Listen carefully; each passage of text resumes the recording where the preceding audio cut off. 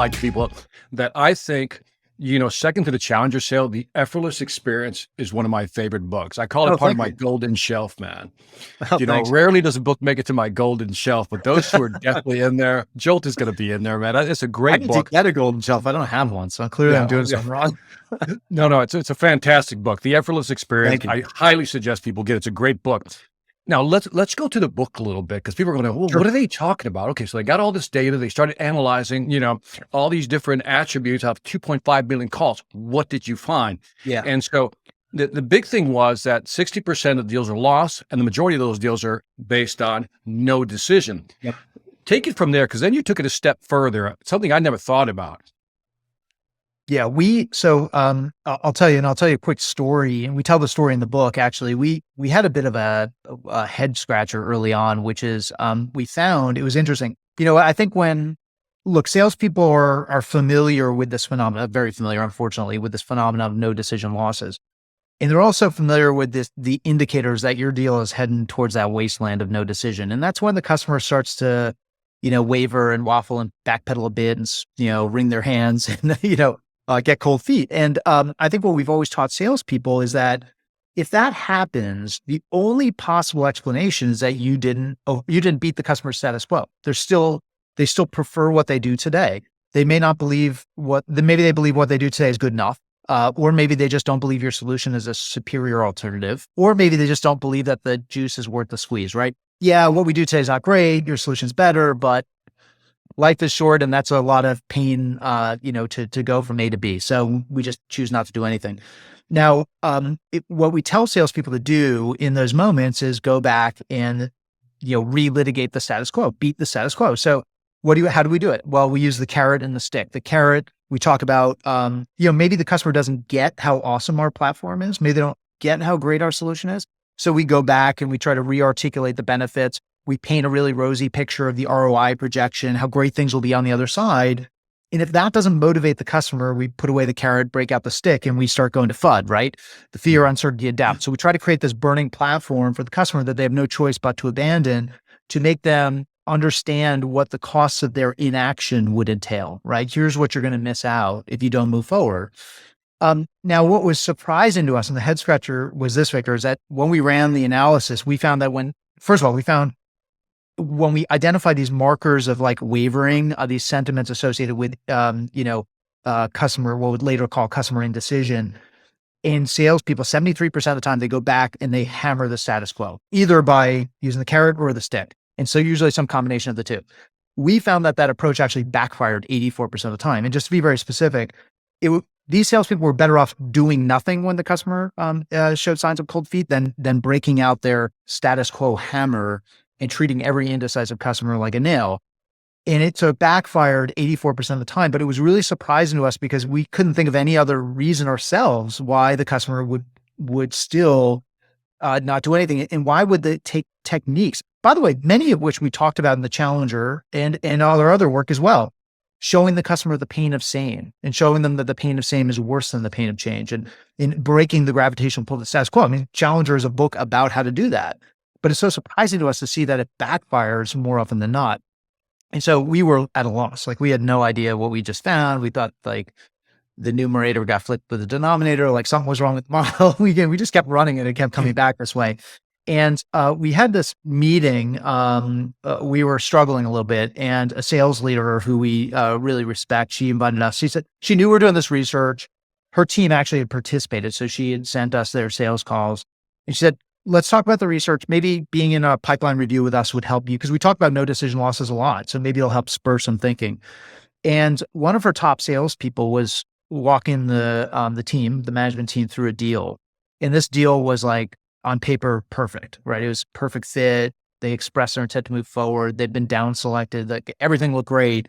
And then the customer started to ghost them, and they just stopped showing up for Zoom, stopped showing up for calls, didn't respond to their emails. And when they did, it was very curt, in their response, like a movie we've seen a million times before in sales. This went on for like 6 months. And the sales leader said, I think we need to decide, are we fishing or cutting bait here? And so they had a discussion about that, and they decided to cut bait. They said, we got to spend our time elsewhere. So let's follow up with them in 6 months or 9 months or whatever to see if they're still alive. But they're out, right? Market has closed loss, but due to no decision. And they did a bit of an autopsy in that call, just to see what they could learn from that opportunity. And the head of sales said something that was like the pivot point where we were just like, I'm going to date myself, Victor, but we had the V8 moment, right? Like, oh, like, why didn't we think of this? Right? Dated, been dated. Go ahead. No, you know what I'm talking about. Yes, I do. So we had the V8 moment, and when the V8 moment was this, the sales leader said to the seller, it was one of our top sellers, by the way, said, okay, it's lost. It's market's closed loss. See what we can learn about this. Let me ask you a question. Do you think we lost this deal or that they made no decision because they were committed to their status quo, they preferred it, or because they were indecisive about changing it? And the salesperson said, what do you mean? Aren't those the same? And she goes, nope, they couldn't be more different. And then she started to talk about these two things of like the difference between being wedded to your status quo and being committed to leaving the status quo, but yet being indecisive about changing it. And Ted and I were like, that was it. And so we went back to the data, and here's what we found. When we stopped asking the question, what does it take to beat the status quo? And instead we asked a different question, which is what would motivate somebody to do nothing, to choose a path of inaction? Here's what we found. We found that 44% of the deals lost to inaction in our study were because the customer preferred the status quo. They either thought what they did today was good enough.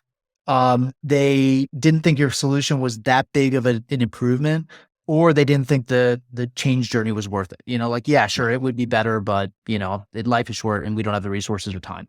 But 56% of the time, they were indecisive about changing. It wasn't that they were committed to maintaining it, they were indecisive about changing it. Now, your listeners are probably like, yeah, and what is the difference between those two? So let me tell you, peel back the onion one more layer. Let me say, Matt, I'm going to pause you because I want people to mentally catch up with what you're saying. Because what you're saying is, let's go back to the numbers. 40% of the deals you'll win, 60% you won't win. Let's say that's no decision. What you're saying is that under no decision, it wasn't just simply status quo. That was 44% or something like that, right? Yep. That was status quo. And then the other 56% was indecision. Two big differences. Status quo means, good enough. I'm happy with what I got. It's not worth the hassle. As you say, what'd you say about something about it's not worth the juice to squeeze, the squeeze of juice? Juice is not worth the squeeze. Yeah. There you go. It's funny. That's a funny line. And we're realizing and then if you keep beating on that, that's the wrong drum you're beating on, because there's another drum called indecision that has nothing to do with, they know they need to change. They're just having a hard time making a decision. And the quote out of your book, by the way, and I quoted it here because it was such a great line, that customer asked the salesperson, does your client prefer the status quo, or do they just prefer to not make a decision to change it? And even that hit me like, okay, that's a strong line. So really what we're talking about is status quo. When somebody says no decision, it's usually status quo or indecision. And what the book really drives home is that maybe you're past status quo. They know they need to change. They just need help making a decision. Sorry to interrupt. I just want to make sure everybody's with us. It's such a great conversation. You said a lot more succinctly than I did. I take more of the, do you remember the movie Back to School where Rodney Dangerfield has to take the final exam and the professor's like, I've got one question in 72 parts. That's like, that's my answer. That was a much more concise way to say what I just said. No worries. But go ahead. I'm sorry. Okay. Yeah, no, you're absolutely spot on. So of those 40 to 60% of deals lost to no decision, it further breaks out into, we assumed all of those are because you didn't beat the status quo, but it turns out only 44% are because you didn't beat the status quo. 56% are because you have another driver, something about customer indecision that's holding the deal up.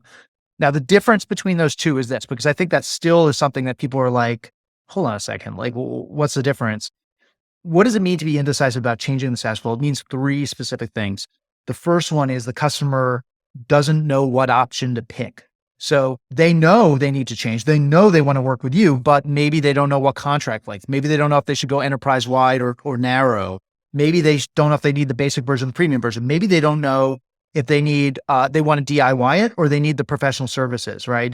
There's so many different configurations, so many bells and whistles, partner integrations, so many different options we put in front of the customer. And this is them saying, I'm looking at options A, B, C, and D. They all look good. And what if I pick the wrong one? And there's no coming back from that, right?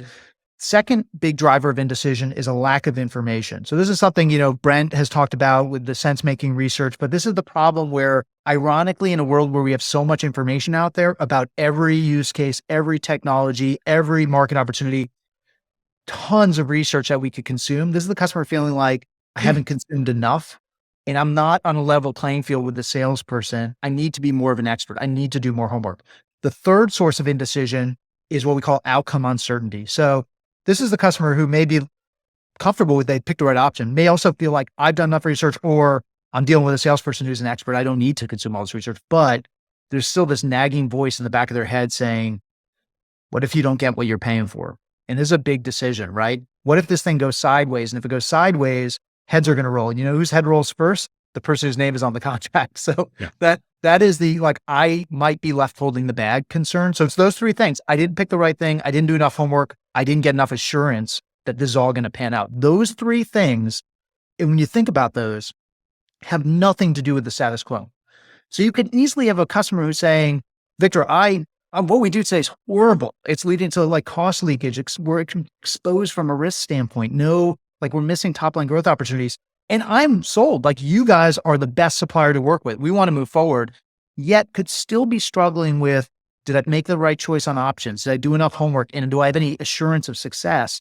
And not make a decision for those reasons. Now, when you think about this, what if a salesperson doesn't know that the customer's struggling with that stuff and just goes back and starts hammering the status quo? You must not get how great our platform is. You don't want to be gapped in the market by your competitors. You're losing ground. You told me your customers hate you because of you don't have this capability. And you just dial up the pain of same, but they're not concerned about that anymore. They're concerned about something else. Well, then you run a high degree of not just being tone deaf, but actually making things worse because all you're doing is using fear to sell to an already scared customer, but they're scared about something else and you're not addressing it. For some reason, the visual that comes to my head is that you're riding a chariot called no decision. You got two horses, one called status quo, one called indecision. And you just keep beating the crap out of status quo. And the real problem is indecision's not moving. Right. But what I loved about the book, man, is that